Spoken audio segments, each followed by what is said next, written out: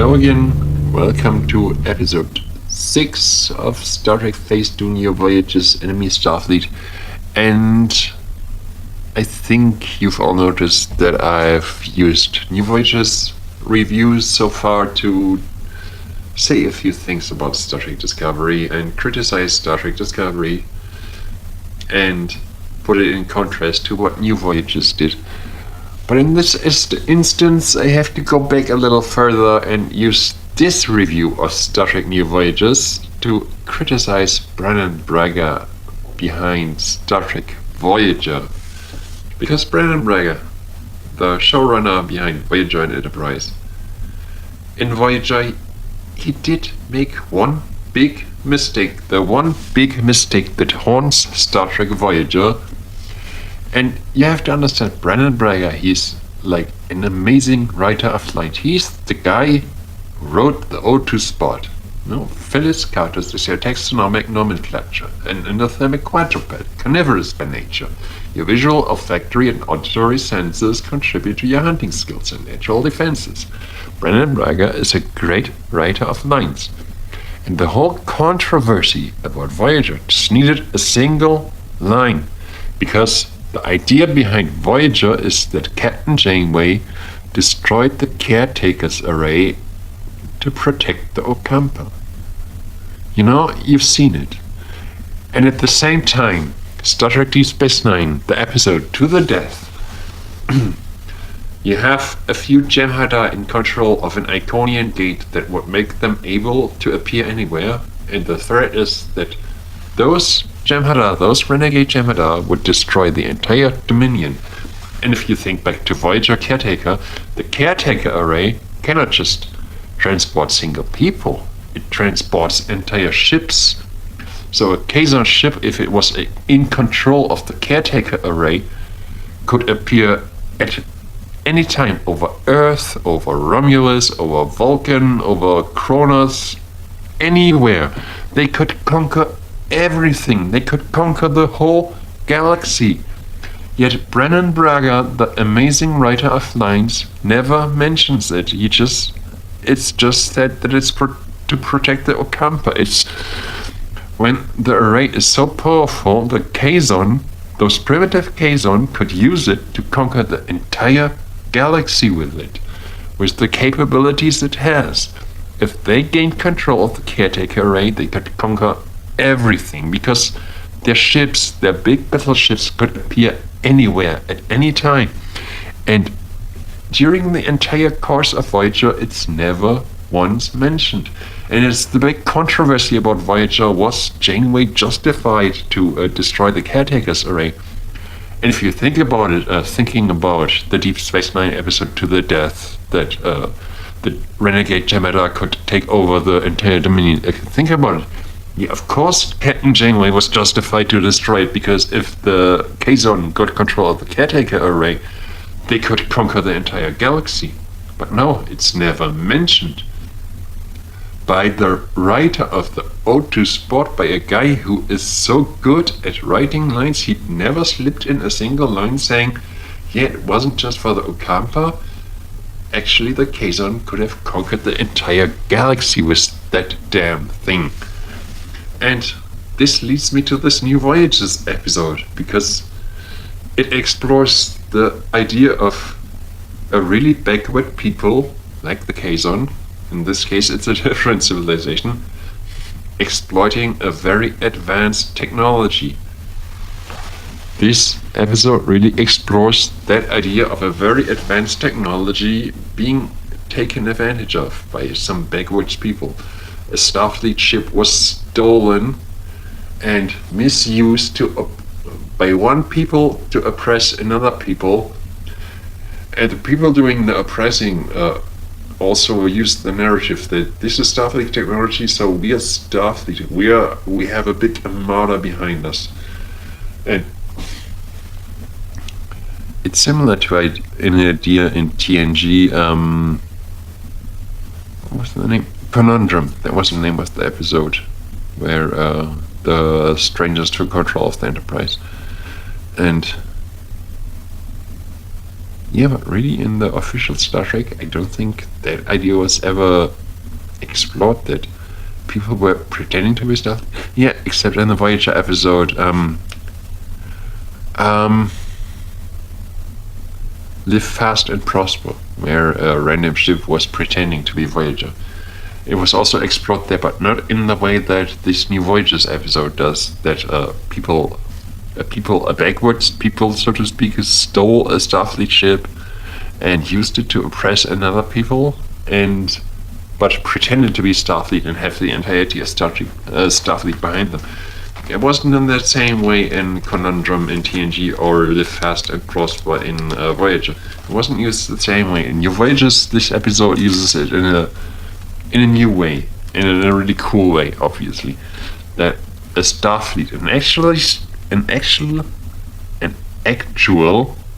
Starfleet ship was stolen and misused to oppress people, also retro-engineered to produce new ships of the kind. That was never really explored in Starfleet. They meet so many backwards civilizations and never really explore this theme of what happens if the Enterprise gets stolen by some backwards people to oppress another people. They never explored that before, and that's what makes this New Voyages episode so unique. They explore this idea that Star Trek never really explored. That we have all this amazing technology, but some people out there, they don't have that technology. But what if they somehow steal it from us? What can they do with it? It was never really explored before. And this episode explores it. That pirate, oppressor, strange person, played by Barbara Luna, who made a weird appearance in the first New Voyages episodes. She was kind of strange in that episode, but in this episode, she's amazing. She's absolutely amazing, and she plays a pirate, mind-controlling. She's like the ultimate antagonist. She can control minds, and she can control thought, and she's also really sexy at the time, so that even if she couldn't deliberately do it with mind control, she's also really sexy at the time. And she just takes over a ship, uses it to oppress her enemies, two backwards civilizations against each other. And it's just an amazing story that Starfleet, with all its amazing technology, could be exploited in that way.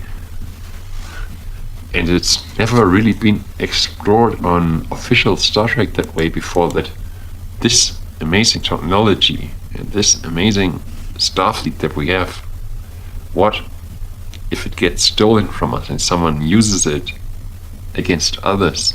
It wasn't explored before. And that's the cool thing. That's something that Star Trek in the era of Rick Berman, Brendan Braga, and the Voyager Enterprise era, and honestly, I love Voyager and Enterprise, but you wouldn't have thought of that. What if it was stolen? Like in Voyager, they had the story that the Kazon tried to steal Voyager, but they never succeeded. Why wouldn't they?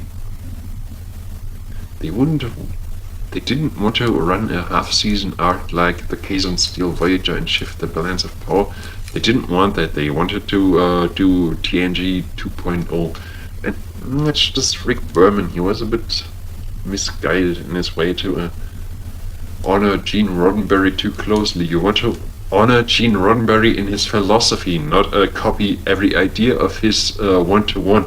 You want to honor him in philosophy, that the future is supposed to be a utopia. The philosophy you want to honor, but not the... You don't have to copy his ideas one-to-one exactly. You don't have to do that. You just have to honor the idea that in the future humanity is better than fighting each other and fighting over resources and all that stuff. That's the idea of Gene Roddenberry. You should honor, not copying his TOS ideas one-to-one. You shouldn't have had to do that. And Rick Berman was kind of misguided in that way, that he thought he would have to copy every idea one to one. He didn't. He could have made story arcs in Voyager that led to some dark stuff, but in the end, humanity would prove to be above fighting and killing.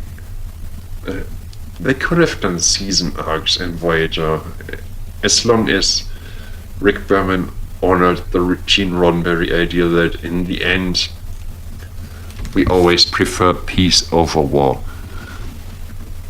That's the way it should have been done. They could have done real in-depth stories, exploring in-depth issues. If he wanted to preserve the idea of Gene Roddenberry, he just had to preserve the idea that in the end we prefer peace over war, and not copy everything one to one, that we have to do everything episodic, that at the end of every single episode we have to prefer peace over war. No, we can do it in a half-season arc, and in the end say, in the end, peace and cooperation is better. But no, Rick Berman was kind of misguided, and Brendan Reiger followed him, and it was weird. But I digress from New Voyages. What's important is that New Voyages, sorry for the clicking, explored that. This theme, if our technology gets into enemy hands, not even a real enemy, but into some primitive pre-warp civilization's hands, and they use a Starfleet ship to oppress another pre-warp civilization, and it did it really well, and it made a really great story. It also continued the story of Blood and Fire of Bobby Quinn Rice as Peter Kirk. In the previous episode, his partner died, his gay partner died, and they continued the story of that. That was nice, but who cares? This episode was about Captain Kirk. And then I say who cares because New Voyages, what's really amazing about New Voyages is that it really does character episodes. And when this episode is about Captain Kirk and some other character appears, I say who cares because they really do character episodes, and this one is about Captain Kirk. And the other characters appear and have their own stories, but it really is about Captain Kirk. So I say who cares. Like they do continuation of Blood and Fire with Peter Kirk grieving over his lost partner from the previous episode, but I say who cares because this episode is a character focused on Captain Kirk and his interaction with Barbara Luna as the captain of the captured Starfleet ship that is used to oppress another race. And again, it's a really cool story about Captain Kirk. It's not the usual Captain Kirk that he wants to seduce the woman. She's an old woman, and she's totally in control of his mind, and he has to fight the mind control versus his conditioning to do always the right thing. And it's a really well-working story, and it's done perfectly. And what matters the most to me is what I talked about earlier, that this explores something that mainstream Star Trek didn't usually explore. It explored a different theme in a way that still matched Gene Roddenberry's vision. It's easily as dark as Star Trek Discovery. It's darker than Star Trek Discovery, but explores it in a way that in the end we always prefer being at peace, being cooperative with each other, than being constantly fighting each other. And that is something that Star Trek Discovery does not do. In Star Trek Discovery, in the end, we always still want to fight each other and be at war with each other. But in this New Voyages episode, we have these really dark themes, really dark and really insane themes, but coming to the conclusion, the Gene Roddenberry conclusion, that in the end, peace is always better. Peace is always the number one option.